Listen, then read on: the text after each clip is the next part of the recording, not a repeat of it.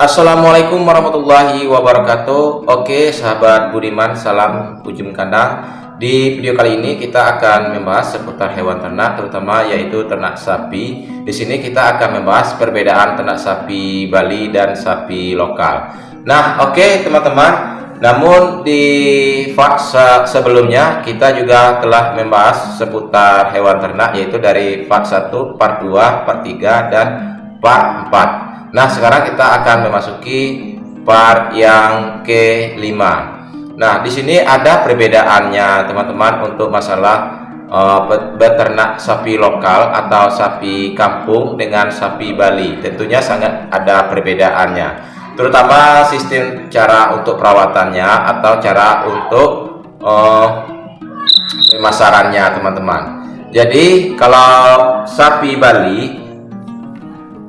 Bali ini yaitu kalau harganya cukup mahal dan cukup stabil karena daya minat masyarakat masih banyak mengejar ke sapi Bali ketimbang sapi lokal. Namun di daerah sini, khususnya di Kabupaten Bungo di Provinsi Jambi, kebanyakan masyarakat beternak sapi kampung karena sapi kampung ini itu harganya cukup lumayan murah, tidak begitu mahal sama dengan sapi Bali. Karena sapi Bali ini hitungannya dari umur 1 bulan sampai umur 10 bulan, yaitu 1 bulan itu berkisarkan antara 1,5 juta, sementara kalau sapi lokal itu hanya 500 sampai 1 juta per bulannya harganya. Jika dia umur 10 bulan sapi Bali, misalnya gini, dia kali 1 bulan berarti seharga 1.500.000, berarti dikali 10 bulan berarti 15 juta. Nah, itulah sapi Bali teman-teman. Kalau sapi lokal itu sangat berbeda sekali, untuk sistem pemasarannya pun lebih gampang, namun masyarakat banyak. Nah, di sini juga kita akan menyinggung yaitu beternak sistem intensif dan sistem semi intensif. Nah, pada umumnya di masyarakat area di sini, khususnya di Kabupaten Bungo, kebanyakan masyarakat itu beternak sistem semi intensif ya. Jadi hanya beberapa petani saja yang memakai dengan intensif. Nah, apa perbedaan dengan semi dengan intensif?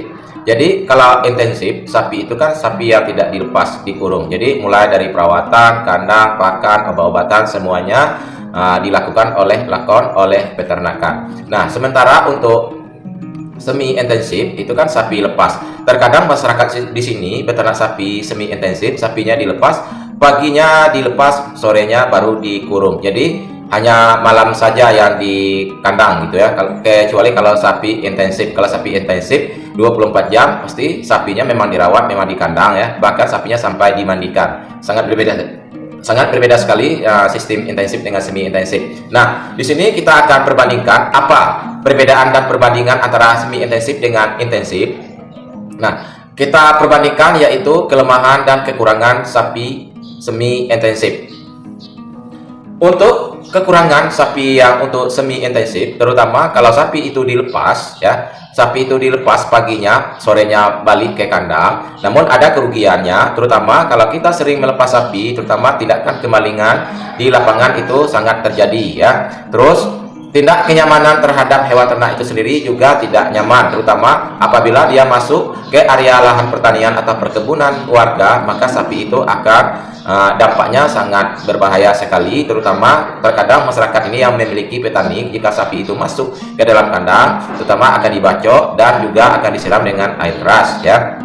Itu kerugian yang pertama. Terus kerugian yang kedua, tentunya untuk mengatasi atau pemantauan terhadap kesehatan ternak itu sendiri, kita tidak dapat memantau selama 24 jam apa kekurangannya dan apa kelebihannya itu terhadap ternak itu sendiri. Nah, yang ketiga yaitu jika sapi itu dilepas sepanjang hari dari pagi sampai sore ya, tentunya ada ruginya, terutama tentang kotorannya ya. Kotoran tai sapinya atau dari kencingnya. Nah, sementara tai dengan kotorannya, kencing itu sangat bermanfaat sekali. Kita bisa memanfaatkan untuk sebagai pupuk ya, pupuk kandang, yaitu untuk lahan pertanian dan perkebunan. Jadi jika kita tidak memiliki perkebunan dan lahan pertanian, kita bisa menjualkan kotoran tadi itu. Nah, sementara kalau masalah harga kotoran sapi itu dalam 1 karung setengah pikul itu berkisar antara 5.000 sampai 8.000 per karung. Sementara untuk air kencingnya itu per liternya sekitar 5.000, ada juga 4.000. Itu kekurangannya.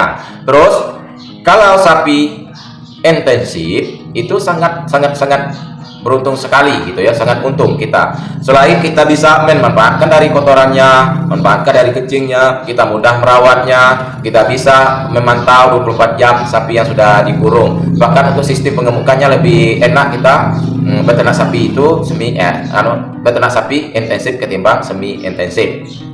Terus di sini ada juga kita kategorikan ada perbedaan antara sapi lokal dengan sapi Bali. Nah, kalau masyarakat di sini kebanyakan kalau untuk beternak kebanyakannya itu beternak sapi lokal atau dikatakan sapi dusun.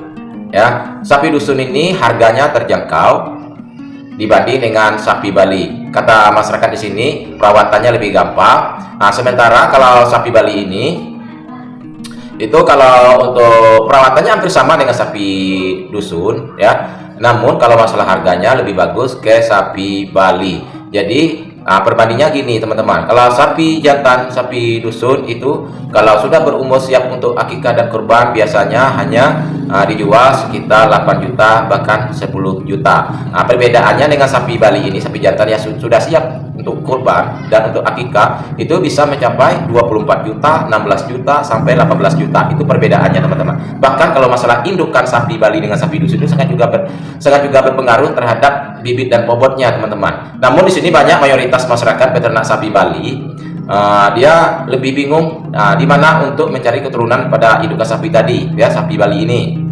Kebanyakan orang memiliki indukan sapi Bali, namun ya sapi Balinya itu untuk sebagai pejantannya tidak ada, maka sapi Bali ini dikawin silangkan dengan sapi dusun. Makanya untuk masalah genetiknya itu sangat menurun sekali teman-teman, menurun ya. Jadi tidak pas, dia sudah persilangan antara sapi Bali dengan sapi dusun.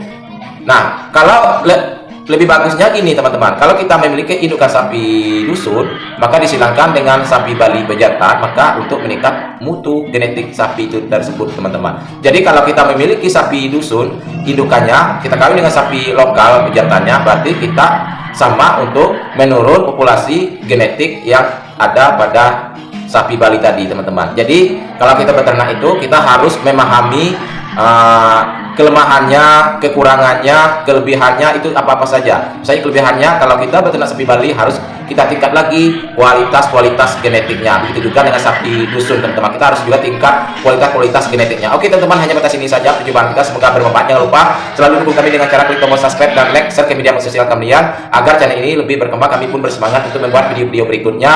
Assalamualaikum warahmatullahi wabarakatuh.